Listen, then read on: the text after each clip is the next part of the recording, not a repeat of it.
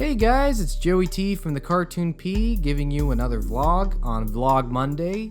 So ideally, I want to cover one general topic that's come to mind. However, I do think that this is a great place to talk about commenters' concerns, and one in particular caught my attention, which are the HD uploads. So given that the Cartoon Palooza reviews are pretty hard to make on a weekly basis, and between the reviews, I would like to post HD uploads of videos that were not posted in the HD requirements. And from what I've noticed, they're not all the same. That's generally because the original videos aren't all the same. Some videos fit the 4:3 aspect ratio, so me remaking that video to fit the HD standards is going to be different from a video that isn't uploaded with the 4:3 aspect ratio. So people were concerned that they all look different and they're not all the same, but that's generally because the videos themselves aren't all the same. So generally an HD upload is going to be different from another HD upload if the video themselves were trying to be HD or fit an HD requirement years ago, but in today's viewing standards doesn't look the same way. I had this problem a lot, especially when it came to uploading videos from Blip, because I felt that it was different. They just sort of understood how the video was going to look, and it didn't really create those black box around it. For YouTube it did. So like I said before, I'm trying to make it as similar to each other, but at the same time they aren't. So at the end of the day, I'm just trying to get it into a way where the videos themselves, no black boxes. It's going to look different for every video, but at the end of the day, there aren't going to be any black boxes or black spaces. Now that we got that out of the way, I want to talk about today's vlog. And I had this conversation with my roommate, who you met in one of my reaction videos, which is the idea of criticizing movies. When do you get to an age where a bad movie becomes bad, or you notice a good movie has good qualities that bad movies don't? So at the end of the day, what happens, or when do you get to that age when bad movies are the same? And the funny thing is, when I'm having this conversation with my roommate, he says, well, clearly you have to be at this age. And I'm like, I don't know. I feel like you could be younger, and I feel like you can be a little bit older, and it really depends on a few things. And I brought up 3 movies that I felt I always knew were bad movies. And I used to believe that, and I still kind of believe, when you're younger, you don't see a lot of movies.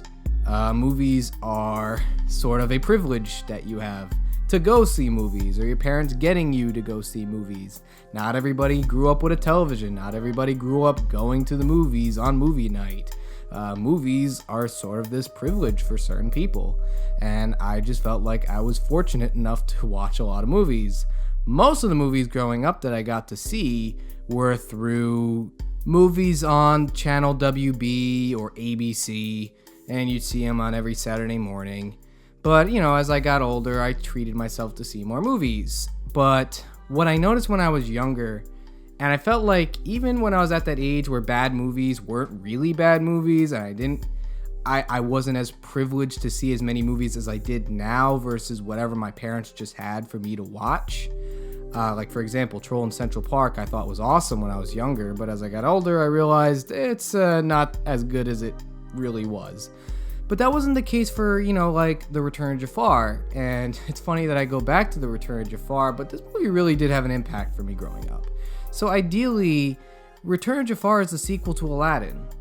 That's, the first direct-to-video sequel by Disney. And at the time, there weren't direct-to-video movies of Disney animated films, and Disney had very unique style. It had a very unique look. You knew what a Disney movie looked like. However, when The Return of Jafar came out and it was marketed as this sequel to Aladdin, and you're excited to hear about that, and then when you get the movie, you find out it doesn't look anything like Aladdin. The voice acting isn't the same. The animation looks like, DuckTales level animation, Saturday morning cartoon level of animation, and it felt more like TV. And then, I would find out later that it was sort of this pilot to a TV series. People don't get that because I didn't believe that, and I didn't know that growing up. And in my mind, I wasn't really actively criticizing it, But I knew that there was a distinction between a good film like Aladdin versus the direct-to-video sequel, The Return of Jafar. And I mean, that's why people don't understand where I'm coming from, because they knew that the TV series would come afterwards, but I didn't know that. I knew that this was a legit sequel to Aladdin that just didn't meet the standards of, Aladdin. But that's one example. But like I said, I really didn't have that privilege to go to the movies a lot. I didn't really have that privilege to see a lot of movies in theaters growing up. So my experience just sort of came on whatever was on TV. And I would record videos on VHS, movies on VHS, so I could rewatch them over and over again. And my dad would go to Chinatown to pick up bootleg copies of movies that were still in theaters. But as you get older, you start to pick up on little things here and there. And for me, the first time I felt like I watched a bad movie, but I didn't judge it as a bad movie, I judged it as a fan. For me, the first movie I ever judged as a fan was Inspector Gadget. Believe it or not, I didn't grow up in the 80s, but I loved watching Inspector Gadget when it was on Nickelodeon in reruns.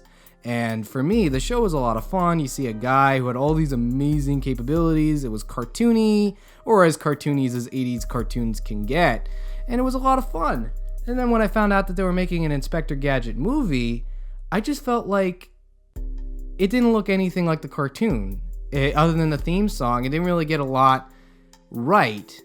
And I wasn't really criticizing it as a bad movie because I saw the movie anyways as a kid, and I didn't mind it as much as I did as an adult. Like, it really didn't piss me off at no end. I just felt like I was the only kid who felt disappointed that this was an Inspector Gadget movie that really shouldn't have been called Inspector Gadget. In fact, Disney would release Inspector Gadget 2, which is also critically a bad movie, but I didn't hate as much because it actually captured the spirit of the cartoon more than the actual movie with Matthew Broderick.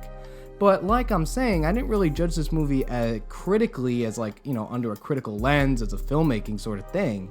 I judged this movie based on me as a fan. And I feel like that's another thing worth talking about too, is that we do judge movies as fans.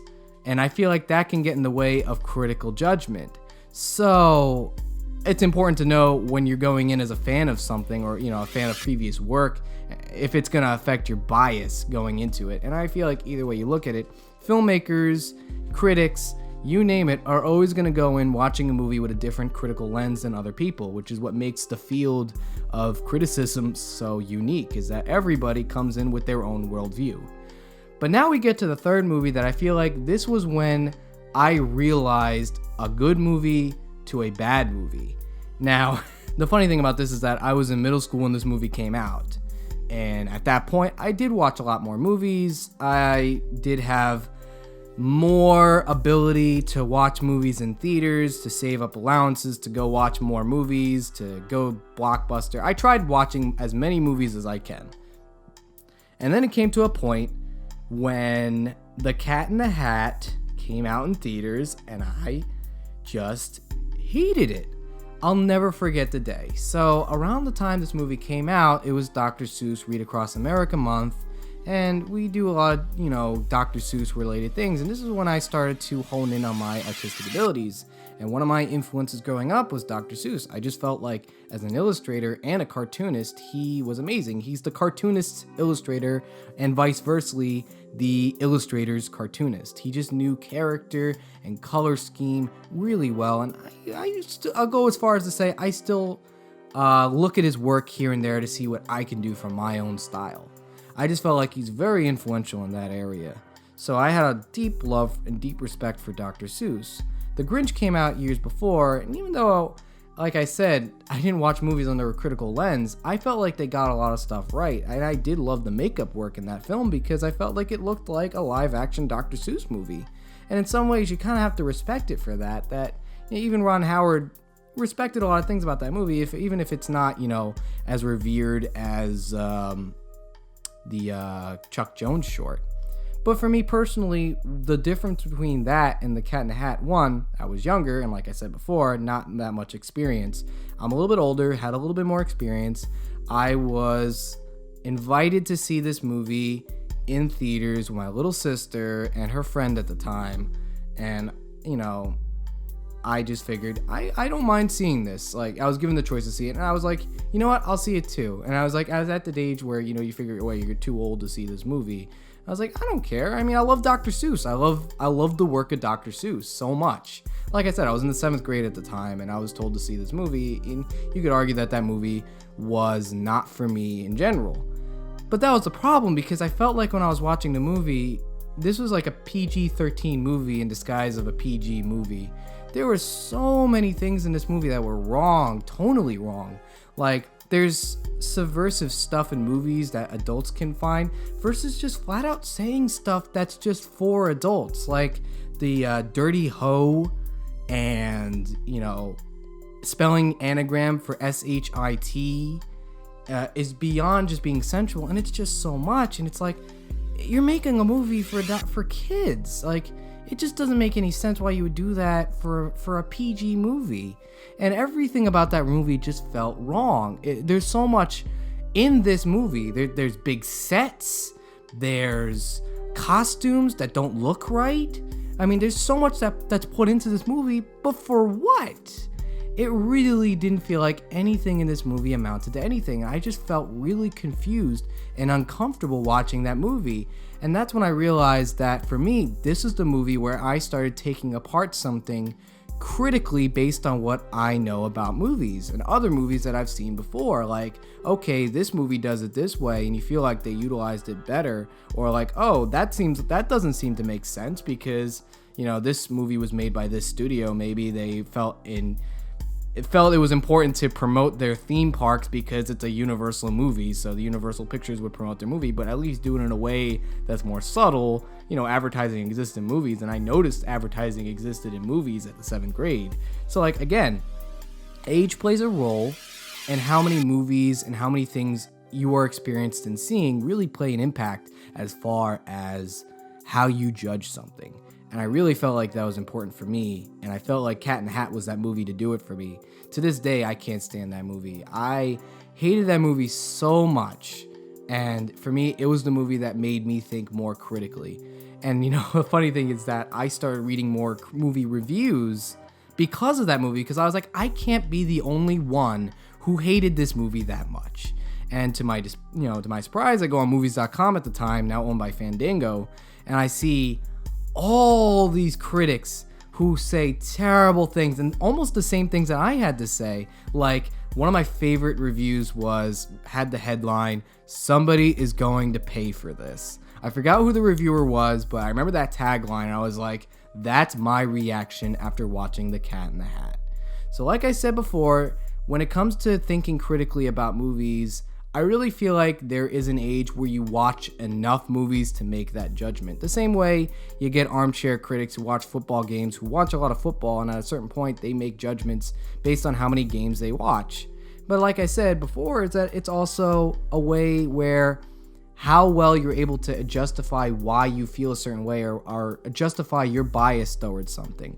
Not everybody's going to have the same opinion, but that's the beauty of criticism, is that as you acknowledge that you have biases and how aware you are of your biases, you can go and give a pretty solid analysis of a movie. I actually like seeing critics who come in from different schools of thought, trains of thoughts, like a scientific background watching a sci-fi movie versus a historian watching a movie under a different lens, versus me, the guy with a master's in counseling who's watching a movie under, a sort of psychodynamic human relations sort of way. So those are my thoughts. Comment below, let me know what you think. It was fun making these vlogs, but like I mentioned before, I need some support, so if you can go ahead and subscribe to my channel, and when you subscribe, make sure you click the bell so you get updates. And if you like what you see, like my other videos, go watch my other videos. I'm not making millions of dollars here, but if you can go to my Patreon page, see what I can provide. I can give you some requests through the Cartoon Palooza or anything else. Comment below, let me know what you think, and thank you for watching. Take care.